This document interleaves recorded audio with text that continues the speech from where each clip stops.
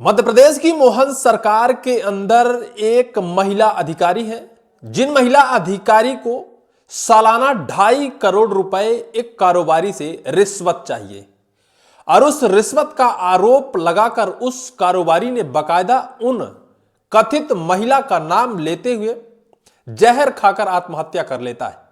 उन महिला का नाम लेते हुए बकायदा वो कहता है कि इन महिला अधिकारी को हर महीने 7.5 लाख रुपए हमसे रिश्वत चाहिए और अगर 7.5 लाख रुपए महीने चाहिए तो फिर लगभग 2.5 करोड़ रुपए सालाना रिश्वत महिला अधिकारी को चाहिए।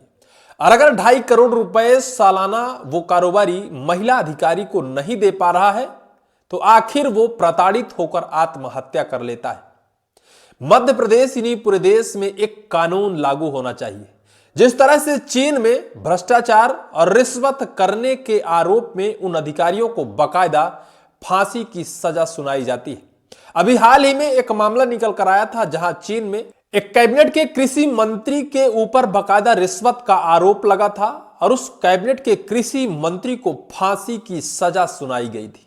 अगर ऐसा मध्य प्रदेश और हमारे देश में हो जाए तो निश्चित तौर पर करप्शन खत्म हो जाए और देश की जनता खुशहाल हो जाए, क्योंकि करप्शन से शायद है कि पूरा मध्य प्रदेश और पूरा देश दीमक की तरह लगे इस करप्शन के रोग से चुसता जा रहा है, जहां शायद खत्म होने की कगार में है। लेकिन उस भ्रष्ट महिला अधिकारी के लिए स्वयं सीएम मोहन यादव को एक्शन लेना पड़ा। सीएम मोहन यादव ने बहुत छोटा एक्शन लिया है। जिस तरह से एक्शन लिया जाना चाहिए था, एक महिला अधिकारी ने जिस तरह से एक व्यक्ति को इतना प्रताड़ित किया कि उसने आत्महत्या कर ली और एक व्यक्ति को प्रताड़ित कर आत्महत्या तक उकसाने को लेकर उस महिला के ऊपर जब आरोप लगते हैं तो क्या सिर्फ उसको उस पद से सस्पेंड कर देने से उस व्यक्ति को न्याय मिल जाता है जिसने उस महिला के कारण, उस महिला की प्रताड़ना के कारण आत्महत्या कर लेता है। दरअसल यह पूरा मामला मध्य प्रदेश का है। मध्य प्रदेश के मुख्यमंत्री मोहन यादव करप्शन के खिलाफ खूब डींगे हाँकते हैं, लेकिन करप्शन खत्म नहीं होता है, अपितु और तेजी से बढ़ता जा रहा है। मध्य प्रदेश के देवास जिले की आबकारी अधिकारी मंदाकिनी दीक्षित, जिनके ऊपर इंदौर का एक कारोबारी दिनेश मकवाना 8 नवंबर को एक वीडियो जारी कर उनके ऊपर बकायदा कथित रूप से आरोप लगाता है। उसका आरोप होता है कि वह बकायदा मंदाकिनी दीक्षित जो आबकारी अधिकारी हैं उनको 20 से 25 लाख रुपए दे चुका है, लेकिन अधिकारी महोदय का पेट भरता ही नहीं है। वो बकायदा हर महीने 7.5 लाख रुपए उससे रिश्वत चाहती है। उसके पास रिश्वत के रूप में वो रकम नहीं थी। वो एक शराब कारोबारी था, मदिरा का कारोबारी था। उसकी 3 से 4 दुकानें थी और सभी दुकानों से लगभग 1.5 लाख रुपए महीने मंदाकिनी दीक्षित को चाहिए था।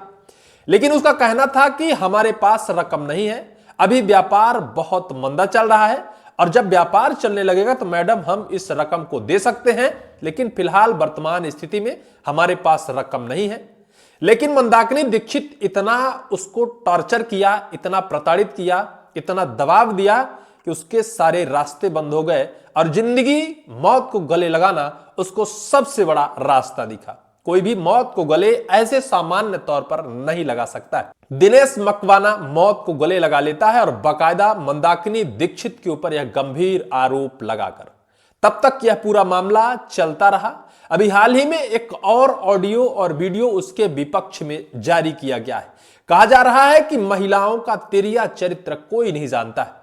हालांकि उस ऑडियो वीडियो की पुष्टि हम तो नहीं करते, लेकिन जिस तर्ज पर, जिस लिहाजे से उनकी मां जो कारोबारी दिनेश मकवाना है, उनकी मां संतोष मकवाना को इस पूरे केस में लपेटा गया है और मंदाकिनी दीक्षित यह कहती नजर आ रही हैं कि मां जी हम 2 करोड़ रुपए आपको इतना जल्दी कहां से दे दें। और फिर उसके बाद यह भी कहा गया कि मंदाकिनी दीक्षित जो आबकारी अधिकारी हैं वो बकायदा शिकायत इसके खिलाफ उन्होंने दर्ज कराया कि जो दिनेश मकवाना की मां है संतोष मकवाना, वो हमारे ऊपर 2 करोड़ रुपए मांगने का बकायदा दबाव बना रही हैं, हमें ब्लैकमेल कर रही हैं और हमारी शिकायत ना करने के एवज में, हमें ना फंसाने के एवज में 2 करोड़ रुपए मांग रही हैं।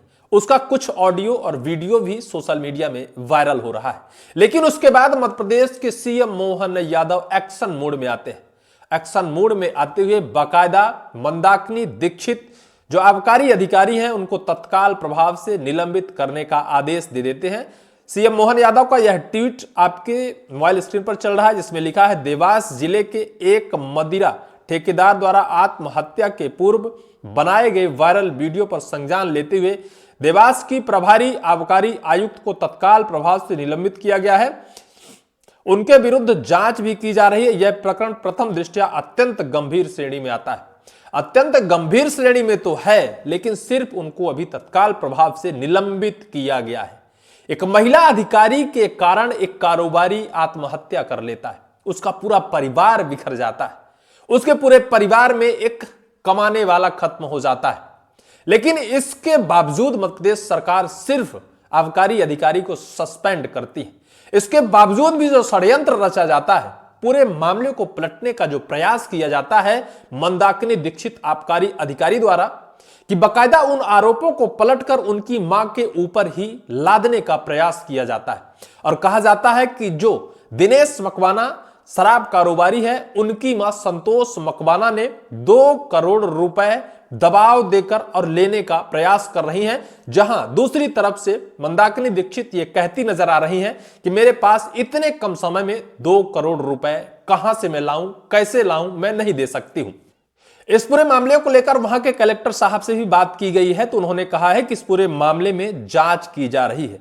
दरअसल इस पूरे मामले को हम बताते हैं कि शराब ठेकेदार दिनेश मकवाना निवासी कनाडिया इंदौर ने 8 नवंबर को जहर खाकर आत्महत्या की थी। मरने से पहले बनाए वीडियो में उन्होंने कहा था, मेरे पास 14 करोड़ का काम है।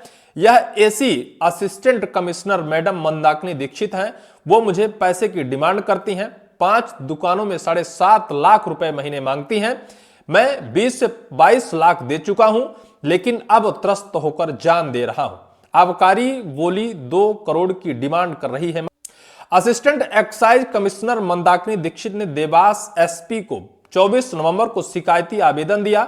इसमें उन्होंने कहा, दिनेश मकवाना की मां संतोष मकवाना ने ब्रिजेश मकवाना और लेखराज पटेल के साथ मिलकर मेरे सब इंस्पेक्टर से संपर्क किया, उन्हें धमकी दी कि उनके पास दिनेश का मेरे खिलाफ बनाया गया वीडियो है, अगर 2 करोड़ रुपए नहीं दिए तो इसे वो मीडिया में सर्कुलेट कर देंगी।